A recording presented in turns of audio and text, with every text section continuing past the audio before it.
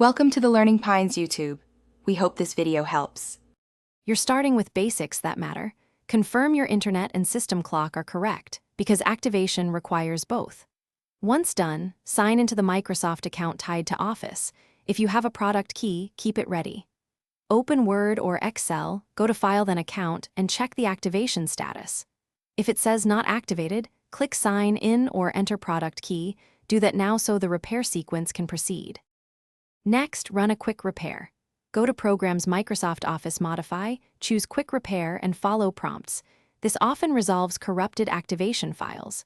If issues persist, log into your Microsoft account online to confirm the license is assigned to your device. Reassign or remove old devices if needed.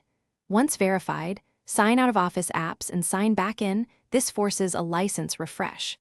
If signed, finish by running an offline repair from the same Modify menu. This reinstalls activation components and will often resolve persistent errors. For volume or enterprise licenses, run the OSP VBS script from an elevated command prompt to review and apply activation. The activation troubleshooter built into Office can also auto-fix known issues. If activation still fails, note any error codes, take screenshots, and contact Microsoft support. That information speeds resolution.